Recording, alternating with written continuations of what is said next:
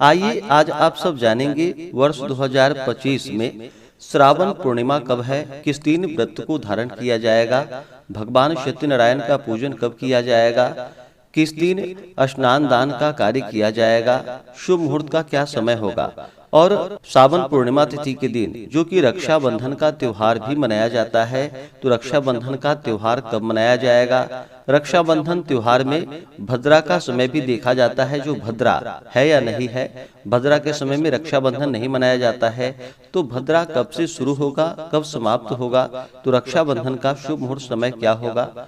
तो आइए जानते हैं इन सबों के बारे में। आप सभी भक्तों को श्रावण पूर्णिमा और रक्षाबंधन की ढेर सारी शुभकामनाएं। आप सभी के जीवन में लक्ष्मी नारायण की कृपा से आप सभी को सभी प्रकार के सुख तथा समृद्धि की प्राप्ति हो। हिंदू धर्म में श्रावण पूर्णिमा का बड़ा ही विशेष महत्व माना गया है। श्रावण पूर्णिमा तिथि के दिन जो कि सावन महीने का समापन भी होता है, इस दिन भगवान सत्यनारायण का पूजन करना, गंगा स्नान करना, दान पुण्यों का कार्य करना तथा रक्षाबंधन त्योहार मनाने का विशेष महत्व माना गया है। रक्षाबंधन का त्योहार जो कि भाई बहनों का बड़ा ही अटूट त्योहार होता है। इस दिन बहन अपने भाई के कलाई पर राखी बांधती हैं और इसके उपलक्ष्य में भाई अपने बहन को कुछ न कुछ उपहार की वस्तुएं अवश्य ही उन्हें प्रदान करते हैं। श्रावण मास की पूर्णिमा तिथि प्रारंभ समय जो कि 8 अगस्त 2025 दिन शुक्रवार दोपहर 2:14 और पूर्णिमा तिथि की जो समाप्ति है वह 9 अगस्त 2025 दिन शनिवार दोपहर 1:25 पे पूर्णिमा तिथि की समाप्ति है। तो ऐसे में चंद्रोदय व्यापनी के अनुसार व्रत की पूर्णिमा 8 अगस्त 2025 दिन शुक्रवार को है। रक्षाबंधन का त्योहार तथा स्नान दान की पूर्णिमा जो कि सूर्योदय व्यापनी इसे ली जाती है। तो रक्षाबंधन का त्योहार और गंगा स्नान दान की पूर्णिमा 9 अगस्त 2025 दिन शनिवार को है। तो जो भी 32 पूर्णमासी का व्रत धारण करने वाले हैं या भगवान सत्यनारायण का पूजन करने वाले हैं, वो सभी व्रत की पूर्णिमा के अनुसार 8 अगस्त को शुक्रवार के दिन इन कार्यों को करेंगे और रक्षाबंधन तथा स्नान दान का कार्य 9 अगस्त 2025 दिन शनिवार को करेंगे। 8 और 9 अगस्त को ब्रह्म मुहूर्त का समय सुबह 4:22 से सुबह 5:04 तक होगा। सूर्योदय का समय सुबह 5:29, सूर्यास्त शाम 6:38 होगा। राहु काल का समय 8 अगस्त को सुबह 10:24 से दोपहर 12:03 तक होगा और 9 अगस्त को सुबह 8:46 से सुबह 10:24 तक राहु काल का समय होगा। राहु काल समय के दौरान कोई भी शुभ कार्य या नया कार्य नहीं करना चाहिए, इस बात का ध्यान रखें। 8 और 9 अगस्त को प्रातः काल पूजा का शुभ मुहूर्त सुबह 4:43 से सुबह 5:47 तक होगा और शाम को पूजा का शुभ मुहूर्त शाम 7:06 से रात्रि 8:10 तक होगा।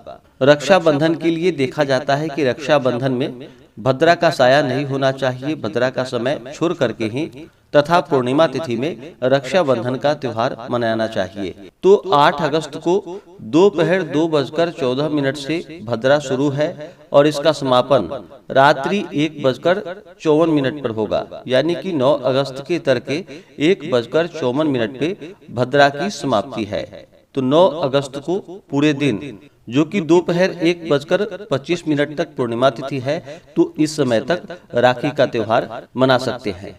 राखी बांधने के लिए 9 अगस्त को शुभ मुहूर्त के अनुसार समय अभिजीत मुहूर्त होगा। 9 अगस्त को सुबह 11:59 से दोपहर 12:53 तक होगा। उसके बाद चौघड़िया मुहूर्त के अनुसार समय जो कि शुभ नामक चौघड़िया मुहूर्त होगा सुबह 7:37 से सुबह 8:45 तक होगा। उसके बाद फिर चर नामक शुभ चौघड़िया मुहूर्त दोपहर 12:03 से दोपहर 1:25 तक होगा।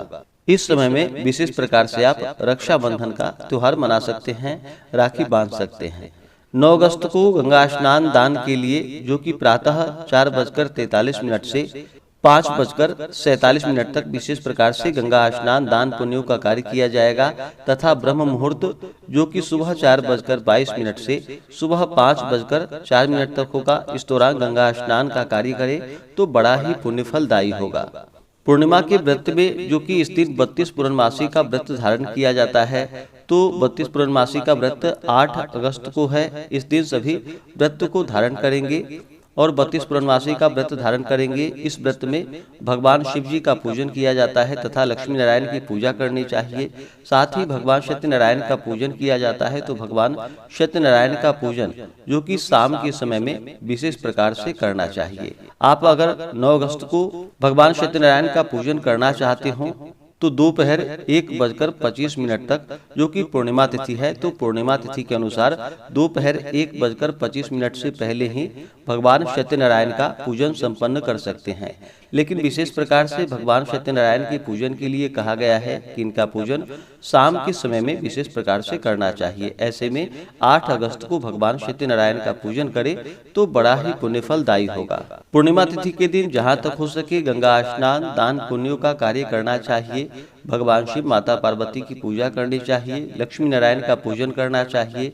माता लक्ष्मी के निमित्त खीर का भोग माता को अवश्य ही लगानी चाहिए। इस दिन मंदिरों में तीर्थों आदि जगहों पर दीप आदि का दान करना चाहिए। गाय को हरा चारा खिलानी चाहिए। इस दिन तुलसी वृक्ष के नीचे दीपक जलानी चाहिए। इस बार शनिवार के दिन स्नान दान की पूर्णिमा है, तो शनिवार के दिन पीपल वृक्ष का भी पूजन करें। पीपल के वृक्ष में गुड़ तथा तिल मिश्रित जल डालें तो यह बड़ा ही पुण्यफलदायी होगा तथा वहां पे एक सरसों तेल का दीपक भी जलाए तो यह अनंत फलदायी होगा। पूर्णिमा तिथि के दिन ब्राह्मणों को भोजन करवाना चाहिए, ब्राह्मणों को दान दक्षिणा देनी चाहिए, गरीबों को भोजन करानी चाहिए। जो कि यह कार्य आप 9 अगस्त को करें तो यह बड़ा ही पुण्यफलदायी होगा।